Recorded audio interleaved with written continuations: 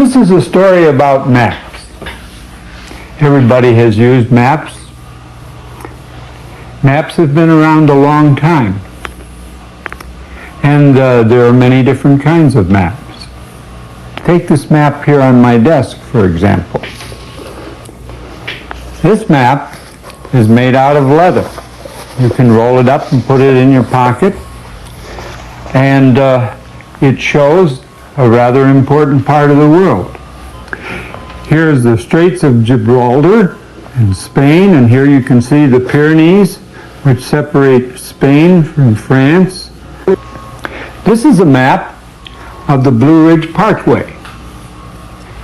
The one thing this map doesn't show, though, are all the hills and valleys of southwestern Virginia and Tennessee. In other words, it's a flat map, and it's a little misleading because it doesn't show the terrain. There are other maps, though, that do. Here we have a picture of the Atlantic Ocean in 3 dimensions. In addition to the continents, we have a picture of the bottom of the sea and the mountains, the mountain range that goes down between the continents. When you stop to think about it, the 3-dimensional map has a lot of depth and additional information on it, and you can imagine how many hundreds of people, how many hundreds of years it took to get the information on that National Geographic map. We're going to show you some maps of magnets.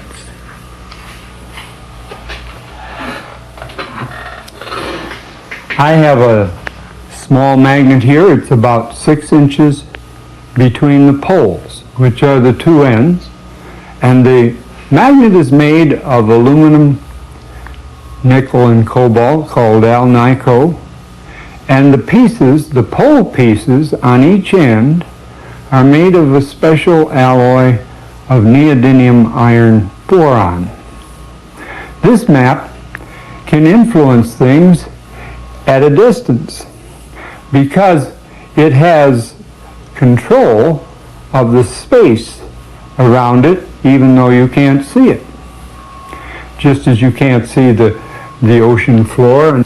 Not only can we make the map in 3 dimensions, but we can also use the computer to color some of the points and to create color patterns of the fields around the magnet. This book I have here is entitled Gilbert, Galileo, and Harvey. Gilbert was probably the first man to put down on paper a study of magnet and magnetic materials. And he, for the first time, made it clear that the whole Earth is a magnet. Magnets come in all shapes and sizes, as you can see from the assortment here on the tray. Some of them are very small and made like cylinders. Some are bars, and some, like this motor magnet from the seat, adjust in your car. If I have a magnet and I want to test it, I can bring the probe up close to the magnet and see whether the blue end or the red end is attracted. Now this will show us something about the space around a magnet, but it doesn't allow us to make very good measurements. We have set up equipment that will allow us to measure the magnetic intensity very carefully over the entire area around different kinds of magnets. This is a simple magnet compared to some of the assemblies that we have used. The measuring involves some electronics and some design, and in devising these assemblies and measuring these assemblies, I've had the pleasure of working with two people I'd like you to meet. The first is Howard Johnson, and the second is Steve Davis. The three of us have been interested in learning more about magnets, and we are convinced that the first thing to do is to measure the magnetic fields.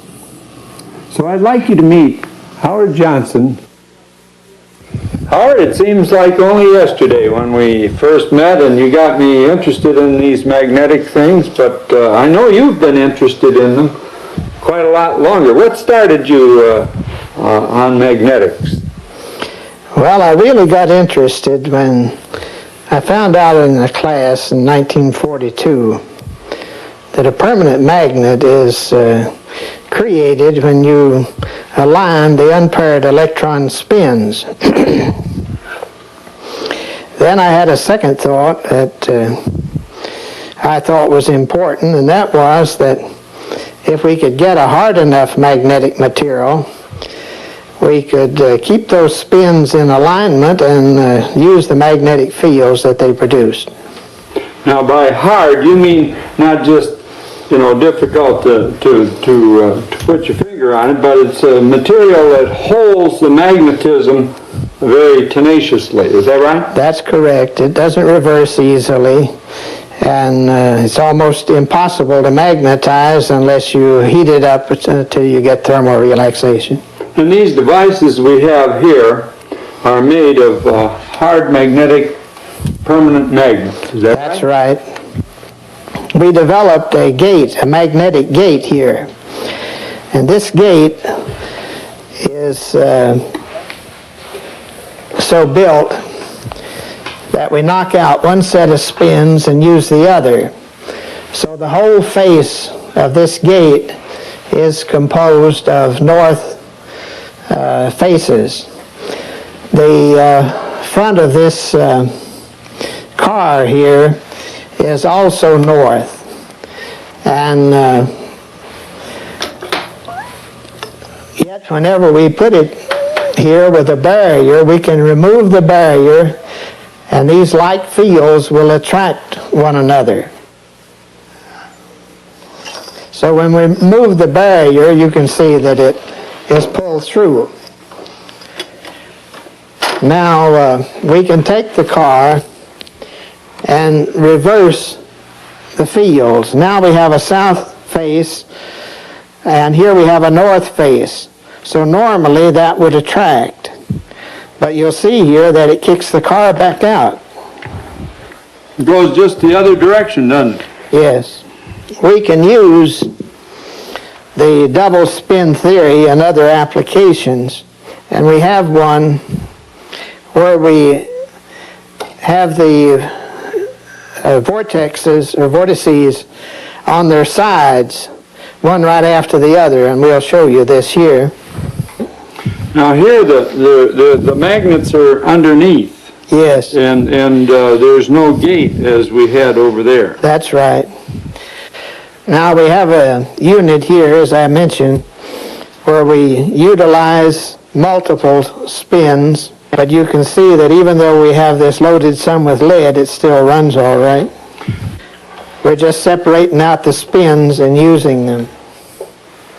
Now we have a heavy duty unit over here that we'll take a further look at. Now this is a transition where we have the same kind of principles that we were using over there. It's only a more heavy duty unit. We will use a lead block before we get through here that brings the weight up to 35 pounds.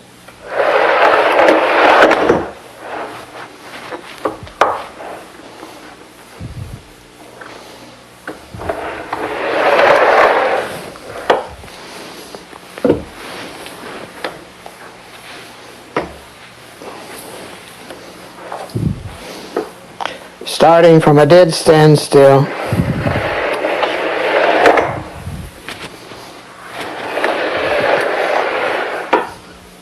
this is the first patent that was granted.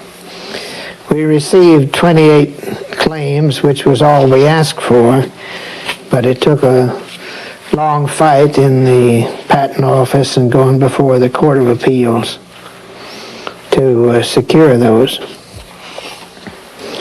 Mapping the elusive magnetic code is not too easy, but we believe it is just as important and as basic as the double helix is in the genetic code.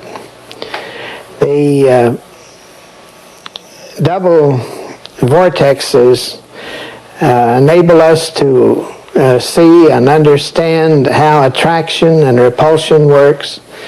It shows us how magnetic fields interact, and it shows us how that amplifying effects can be gained.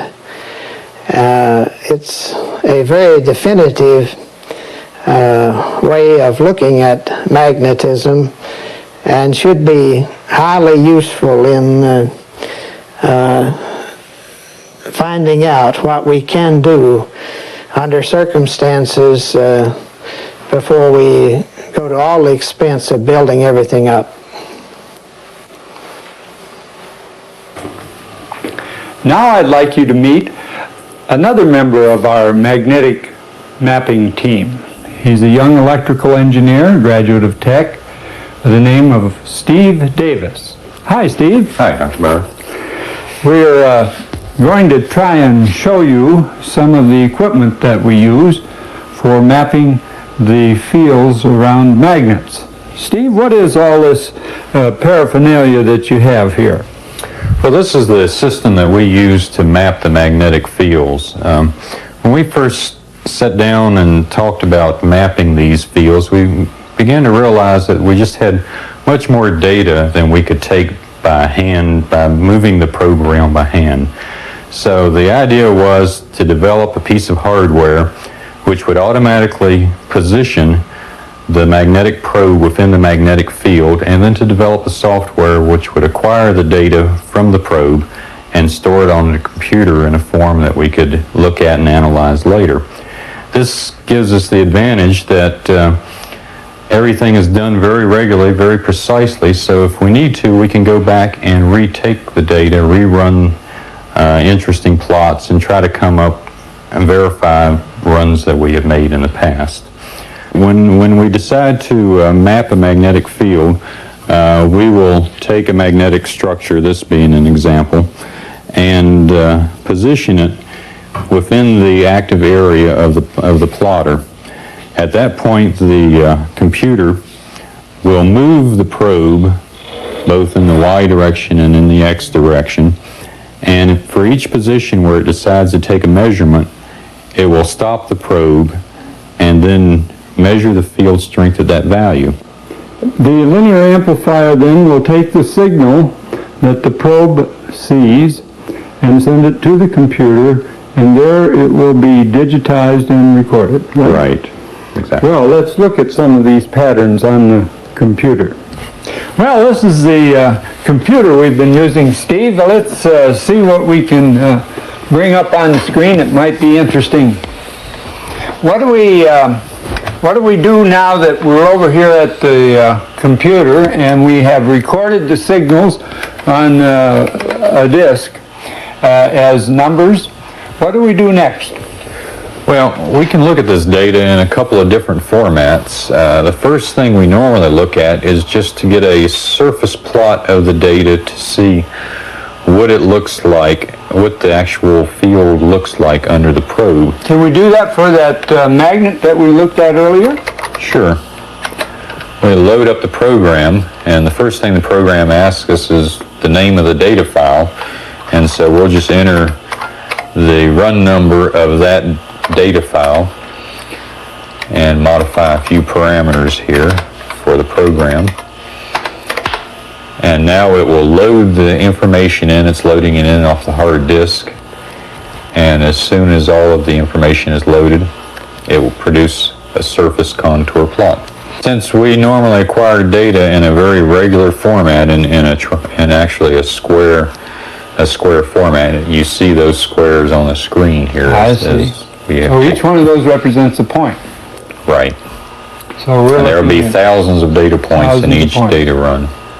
Now, what do you do with this? Do you build some sort of a diagram out of it?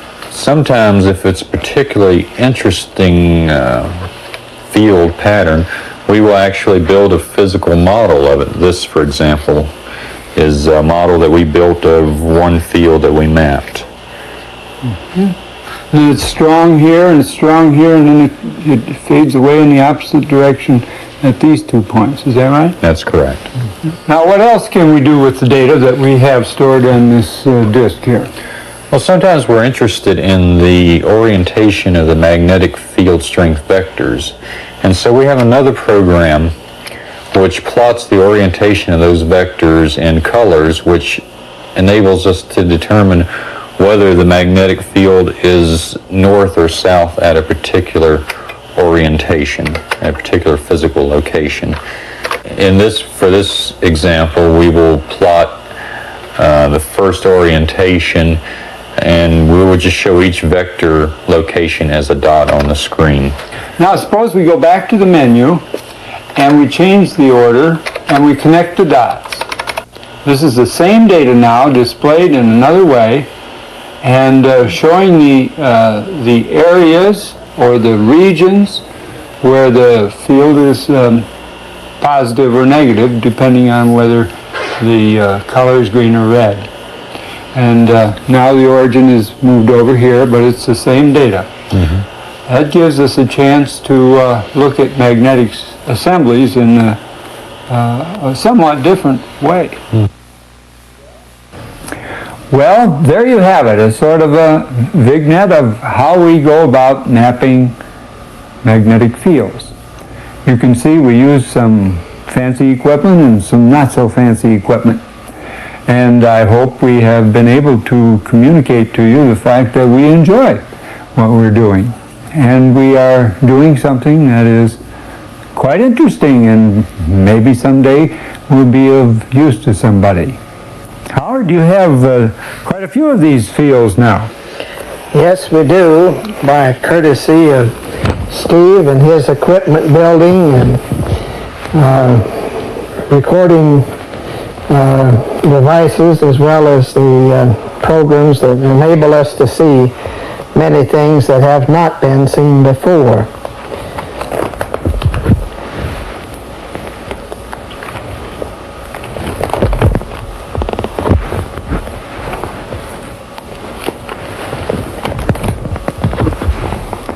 Well, I hope you will agree that some of the things we are doing are interesting, and that perhaps not everything has been discovered, that perhaps not everything is known about magnetic fields, and that as we learn more about them, we may be able to put them to some interesting uses.